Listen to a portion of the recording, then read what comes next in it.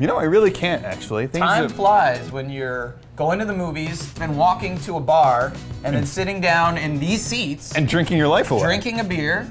Yep. And talking about movies. It moves fast. I mean, like we have seen, even in just half the year so far, we have seen quite a bit of movies. We've seen a lot of movies so far. What's been something that stood out to you? What's one of your favorites of the year so far? Well, I'll tell you one that I just caught up with that really kind of blew me away.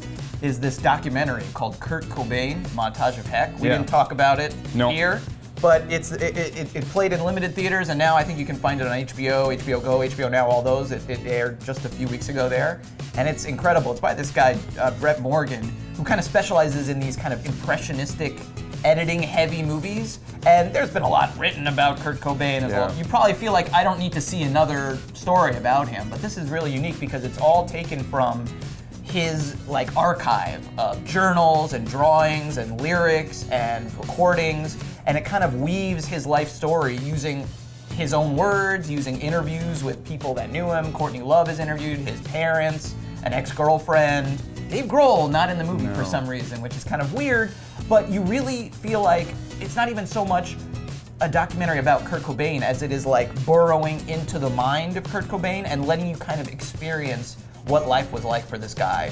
Kurt Cobain, Montage of Heck. Not a great title. I guess the title is inspired by a mixtape he made, Kurt Cobain made, but let the title slide past you and enjoy the movie, which is really good. What about you? A movie that we did talk about in this very spot, in these very seats, drinking these beers, is a movie called Mad Max Fury Road, which, I thought about it and I go, is it just so fresh on my brain? And that's why I think it's one of the best. Recent. Right, it's pretty recent. We saw it not that long ago. We talked about it on the show not that long ago. And am I loving it just because it's just sort of lingering? But to me, that's the mark of a good movie. It doesn't leave your brain right away, especially in this kind of crowded summer landscape where there's a lot of blockbuster movies you see, and by the next week you're already on to the next one. You've completely moved on. But Mad Max has the ability to just stick with you. When I saw it, one of my immediate reactions was, I can't wait to see this again on the biggest screen possible and just let it kind of wash over you. I mean, there's so much to see and enjoy and pick up on in further viewings. It's not just another car crash, smash 'em up, which would be fine. I mean, there's nothing wrong with those movies. We both enjoyed Furious 7. Yeah. But this adds a whole new layer, multiple layers on top of the traditional just kind of summer action movie that make it really stand out in a very exciting way. Some of the things it's saying about feminism, which we talked about, and just if you went in just for the visuals alone, just the sort of oversaturated, crazy, no CGI, when you kind of watch it a second time and you see how some of these things were really constructed with actual people on giant poles swinging back and forth and yanking people out, and they make a big deal about how there's very little CGI in this movie. When you watch it, you can really appreciate all that. And it's just a really great example of modern action movie making. It is shot so precisely and so well, and the action genre can be underappreciated, but I think this is one that is done absolutely perfectly. So it more than earns a spot on my list. I would definitely agree with you. I think it's one of the essential movies of 2015 so far, for sure. I will call your Mad Max Fury Road, and I will raise you with another movie we discussed in these very seats. A little film called Ex Machina. Yeah. Certainly smaller. It's a different science fiction as well, but a very different kind of science fiction. There's no bombastic action sequences, but I think it shows that you can make a movie, a science fiction movie, without all that stuff, and make it really compelling, even when it is really just three characters sitting in rooms talking like that. An incredible amount of drama and suspense and ideas and themes all coming out of this story about this inventor and this robot he creates and this guy that he brings in to test the robot, to give it this Turing test to see if it could pass for a human, whether it has consciousness. And definitely the movie of the first half of the year that I've had the most interesting conversations about. You talked about how you were on such a high after Mad Max, and you wondered if it would kind of stay with you. I've seen Ex Machina twice, and I've had long conversations about it afterwards. That it's a movie that there's a lot to pick at and to discuss, and the representation of women and gender and technology and what it has to say about our society and the way that we view technology and interact with it. There's a lot to dive into there, and I feel like I'll be seeing it again before the end of the year. So yeah, that's another movie that I would say, if you haven't seen it yet, you know, it had a limited release, it played fairly widely, but people might have missed it. Definitely worth checking out. Ex Machina, also one of my favorites of 2015. One last movie that we have also talked about in this very spot, builds on some of the themes of Ex Machina in a completely different way, is Avengers Age of Ultron. What is it? It's a little movie. It's a very small Avengers Age of Ultron. I don't remember it, There's but superhero go ahead, I'm capes, sure. Tights, shields. It's not ringing any bells. You know, I think that as the movie came out, we liked it when we talked about it. We liked it quite a bit. Then the movie came out, and there's been a lot of, you know, turmoil surrounding the movie, a lot of controversy. Some people really don't like it for reasons that are hard to believe. I don't want to say hard to believe, but I mean, for reasons that aren't even necessary to whether the film is enjoyable or not. But I think the more I've thought about it, and the more some people don't like it, I kind of am digging my heels in even further and going, no, I love this movie. I mean, there's so much here that is so geeky and nerdy that you just have to embrace all that. And I think it maybe turns some people off. But I mean, for people like me and you who grew up reading these comics, this is the kind of Marvel movie that I think they should be making, that it just is not afraid of its own superhero-ness, comic bookiness, whatever that adjective is that is completely made up. It just fully embraces that in a very unique way, and it just goes not ashamed of itself. A Vision, great. I mean, it's a very I can't imagine in the DC universe them ever trying to pull off a character like Vision, which is so bizarre. He's got a gem in his head and he's shooting lasers out of it, which when you say it now sounds so ridiculous. But it completely works for me. I saw it again, enjoyed it even more the second time. I think there's a lot more to it than people give it credit for. And it deals with some of the same issues in terms of artificial intelligence that Ex Machina does, but in a completely different way, in a way that's accessible to big, wide audiences who want to see Iron Man and Hulkman punching people in the face. So Hulkman? Hulkman. That's his full name. He doesn't go. He drops the surname sometimes, but it's Hulkman. Oh, well, that's the character's real name and his secret identity is Joe Hulkman. Joe Hulkman. Nobody can tell that it's really him. He's a certified public accountant. He takes his glasses Joe off. Joe Hulkman, CPA. Yeah. Yeah. My last sort of favorite of the year, not a comic book movie, not a movie we've discussed. Sorry, I'm leaving. I know. Goodbye. Well, just wait. Check, please. No, come on. This is a really great film. Okay. It is called The Duke of Burgundy. Yes. Another very little film. We haven't talked about it here. No. Tiny little film. It probably made, I don't even know how much money it made in theaters, but not much. Right. But it's worth checking out.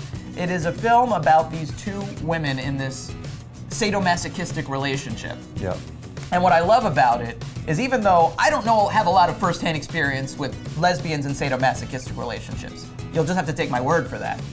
What I loved was in this sort of extreme world that it creates, which is this strange kind of alternate reality with no men at all, where it's this kind of society of women obsessed with butterflies and kind of living in their strange kind of insular world. I found this incredibly relatable story about all relationships and marriages and living with someone and loving someone where your interests maybe don't always line up 100%, and it's about compromise. Exactly. And, you know, like when I would explain this movie to people who didn't quite enjoy it as much as I did and found it a little kind of impenetrable, no pun intended, that I would say, you know what this movie is about? It's about going camping. I hate going camping, but my wife loves going camping. So what do? Sometimes, to make my wife happy because I love her with all my heart, I go camping. Right. And that's what this movie is about, but with like human toilets. Right. It's like, that's basically taken to very extreme levels. Taken to a very extreme level, but it makes that extreme super relatable. I think it's a beautiful looking movie. I think even though it's a very kind of artful and serious movie, it's also at times incredibly funny. One of the funniest movies of the year with a very dry sense of humor. And fascinating, and I've seen it a bunch of times already. I would love to watch it again right now. I think it's a great date movie in a weird way. I think it's, like you said, we've said several times, like, what are the movies that are gonna last from the first half of the year? Yeah. So the last half of the year, but also beyond 2015. And I feel like The Duke of Burgundy is a movie I will be kind of referencing for the rest of my life. All right, you got one more pick. You better make it One more. Okay. We have not talked about it here, but it is a movie that got a lot of press as it kind of quietly crawled up from a VOD release. It was just going to kind of be released into a handful of theaters. Then it was going to kind of play on, you know, your Xboxes and your Netflixes and whatever. And it's called It Follows, and it was a horror movie that wound up being so successful that Radius, which is a part of Weinstein, they decided to release it full. And then when it went from there, it got even more successful and it kind of became a sort of phenomenon in an indie, modern sort of way. And no film could be more deserving of that kind of status. It is one of the best horror films that I've seen in a long time because it does things in a very, I want to say modern, but it also is very much a throwback to sort of John Carpenter, and the soundtrack is very much ripped from the John Carpenter 80s horror movies. And it's just so good. It's scary, and it's thoughtful, it's touching, it's sort of romantic in a weird way. It's beautifully shot. The actors are great. It's a teen cast, and they're kind of haunted by this phenomenon, ghost, whatever it is, phantom. But they're not like the actors that you would see in, an MTV series. These are all, relatively new faces that are... They look like teenagers, not 25-year-old models. And they're actually really good at their roles. I mean, they're really good actors, and it's not jump scary. It doesn't rely on, which there's nothing wrong with a good jump scare in a movie, but it's not just cats jumping out and closing the mirror and there's somebody standing behind you. It's a really smart movie. It's very smart. It just fills you with dread, and common theme that we've talked about, it sticks with you afterwards. And maybe that's the mark of a great movie, because when you walk out of this movie, so much of it is there's something following you. You just want, you keep looking behind you. You're paranoid now that there's somebody walking behind you. You hear footsteps, and you're looking around for somebody following you, or you see somebody coming towards you. You're making me nervous just re-describing it. I know, that's the kind of movie, it's very palpable, the fear that kind of comes along with this, and I could not have enjoyed a movie more than it follows. I think we sat next to each other at that one last fall, too, when we saw it for the first time. Maybe held hands, and just sort of, in terror. Right. But again, that's a movie that's already stayed with you for 7-8 months. Yeah, my first viewing was actually back in 2014. I saw it again this year. Came out this when year. It sort of began to repopulate. It kind of, I feel like it's sort of a modern day like Nightmare on Elm Street. Sure. Kind of updating all that stuff, the dreaminess of it too. And I feel like it deserves to be. It deserves to kind of have that status, to be a Nightmare on Elm Street for this generation. I think it kind of nails for 2015 what A Nightmare on Elm Street did for the mid-80s. It is that good. I don't know what teenagers thought of it, but I really hope a lot of kids went to see it and liked it, and this will sort of be a benchmark movie for them as they grow up. It could be a great like sleepover movie. Oh, absolutely. Do kids still have sleepovers? No. They just all get on Skype. They Skype sleepover. They have Skype sleepovers? Absolutely. But that's Unfriended. That's a different horror movie. Let's not talk. That does not belong on this list. Wasn't that bad.